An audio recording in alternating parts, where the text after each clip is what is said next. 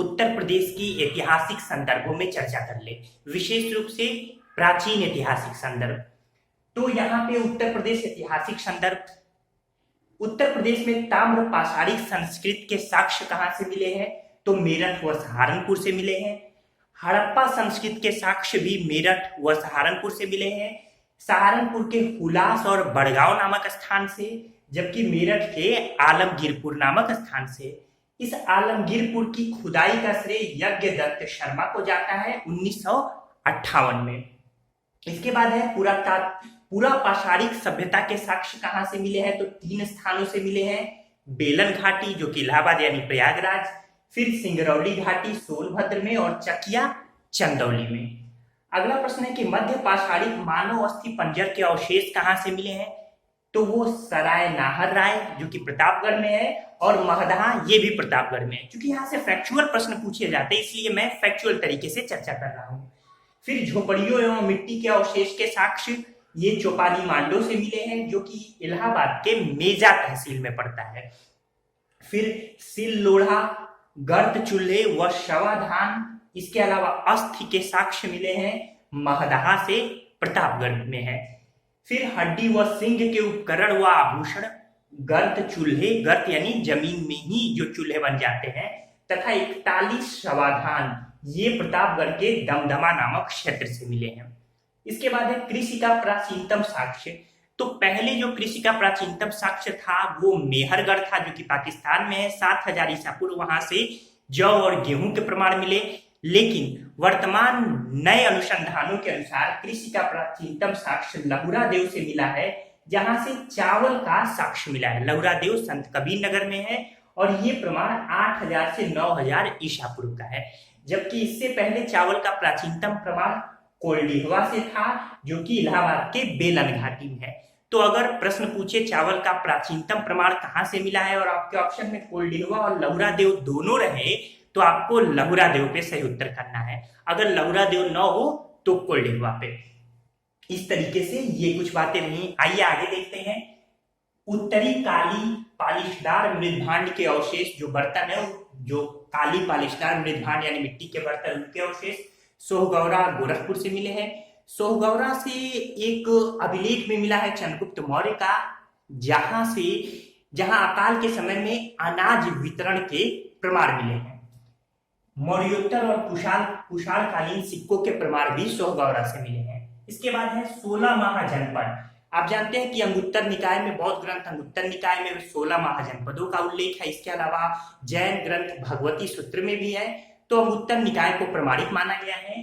तो इन 16 महाजनपदों में 8 उत्तर प्रदेश में है। कौन कौन? कुरु, पांचाल, काशी, कोशल, सूरसेन, चेद, वत्स और मल।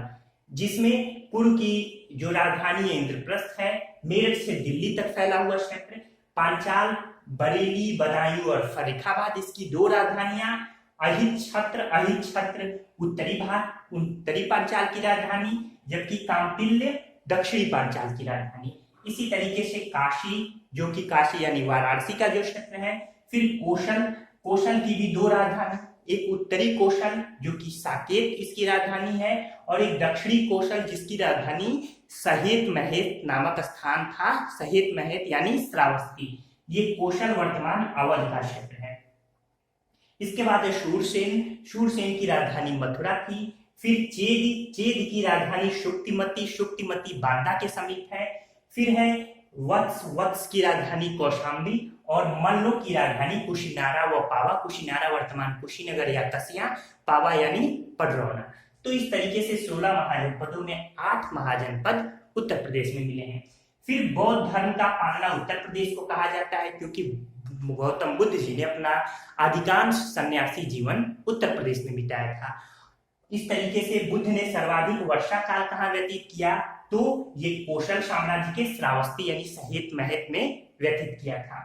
फिर अयोध्या अभिलेख से पुष्यमित्र शुंग द्वारा 2 अश्वमेध यज्ञ किए जाने की जानकारी मिलती है। बड़ा महत्वपूर्ण है। ये अयोध्या अभिलेख किसका है? तो धनदेव का अयोध्या अभिलेख है। धनदेव पुष्यमित्र के अयोध्या के राज्यपाल थे। इसके बाद लोहे का प्रथम प्रमाण कहाँ से मिला है? 1000 ईसा पूर्व अतरंजी खेड़ा से, जो कि कासगंज में पड़ता है, कासगंज जिले में। फिर आजीवक संप्रदाय के संप्रदाय के प्रवर्तक कौन रहे? मक्खली पुत्र गोशाल, उनकी जन्मभूमि श्रावस्ती थी। फिर गोखर पहाड़ जहां चट्टानों को काटकर 24 तीर्थंकरों की प्रतिमाएं निर्मित है, कहाँ स्थित है? महोबा में। अगला है कि कन्नौज या महोदय श्री किसका प्राचीन नाम था? तो ये कन्नौज या महोदय श्री कान्यकुब्ज या महोदय श्री कन्नौज का प्राचीनतम नाम था। कन्नौज हर्षवर्धन के समय सर्वाधिक प्रगति पे था। त्रिपक्षीय संघर्ष भी गुर्जर प्रतिहार, पाल और राष्ट्रकूटों के बीच त्रिपक्षीय संघर्ष कन्नौज के लिए ही हुआ था। कन्नौज को इत्र की नगरी भी कहा जाता है। वर्तमान समय में पुष्प से कन्नौज में इत्र बनाए जाते हैं। मित्र उपाधि वाले राजाओं के सिक्के कहाँ से मिले हैं? तो अहित छत्र से मिले हैं। ये जो अहित छत्र आपने देखा, पांचाल की उत्तरी भाग की राजधानी, 200 से 300 ईस्वी, संभवतः यह गुप्तकालीन सिक्के हैं। फिर एक और महत्वपूर्ण प्रश्न है कि पुष्यमित्रों व हुरों के साथ स्कंदगुप्त के युद्ध का वर्णन किस अभिलेख से प्राप्त होता है? तो ये भीतरी स्तंभ लेख से प्राप्त होता है, जो कि गाजीपुर में स्थित है। बुद्ध की प्रथम मूर्ति किस कला में बनी है?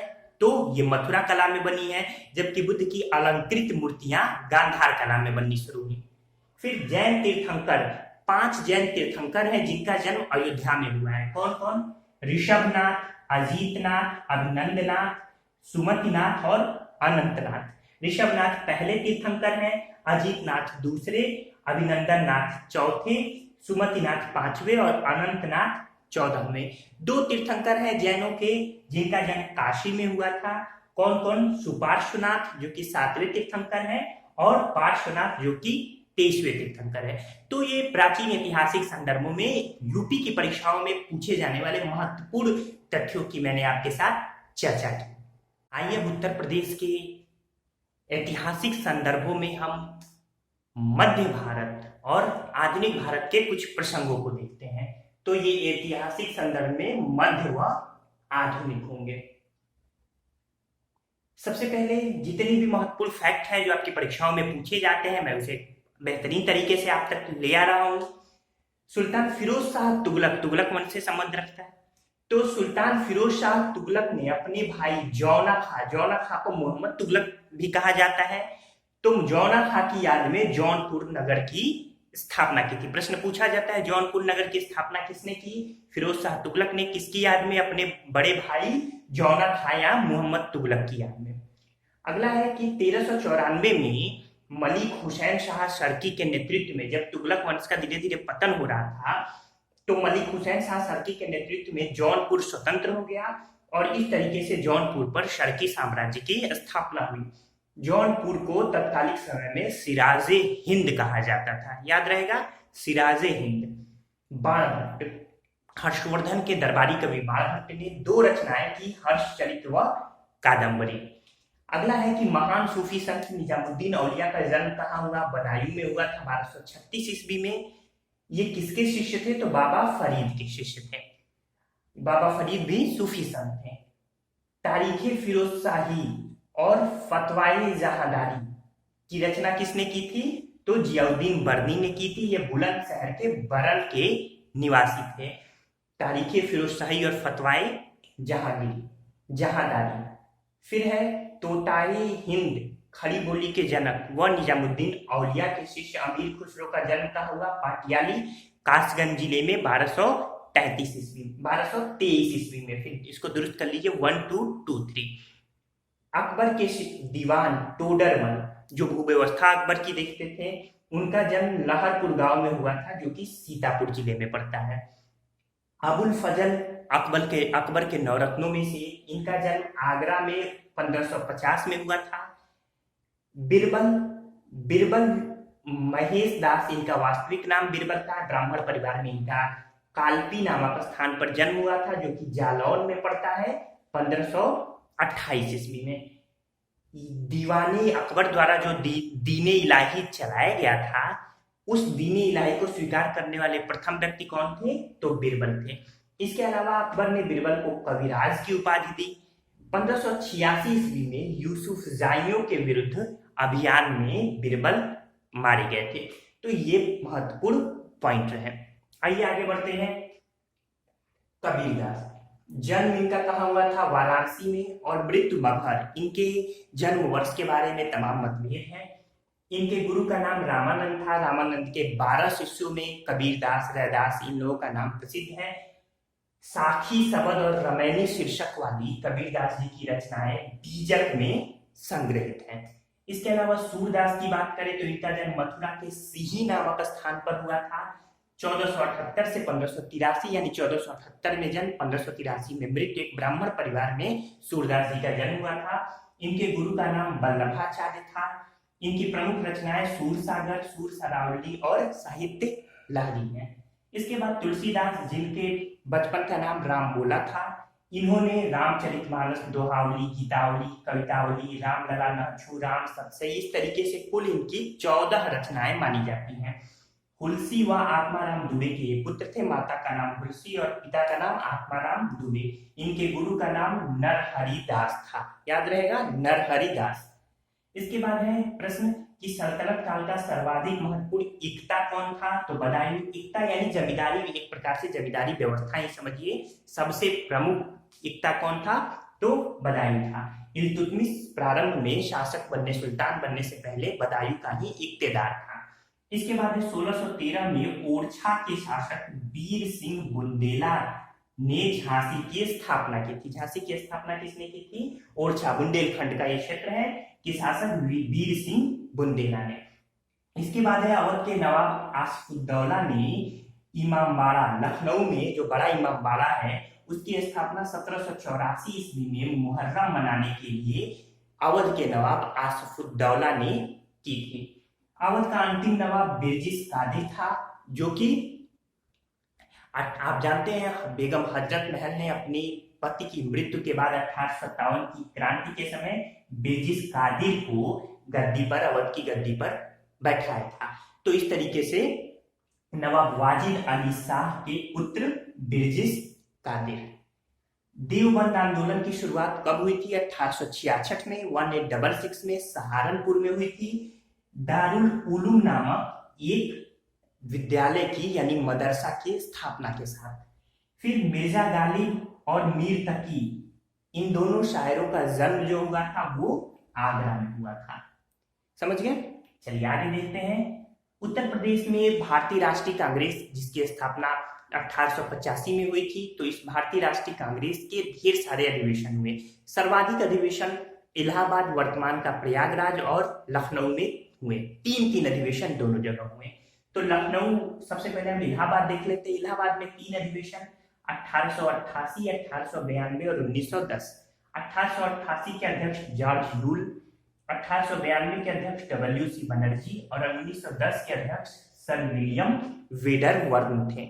इसके बाद लखनऊ के 3 बार में 1899 में रमेश चंद्र दत्त, फिर 1916 में अंबिका चरण मजूमदार, फिर 1936 में पंडित जवाहरलाल नेहरू।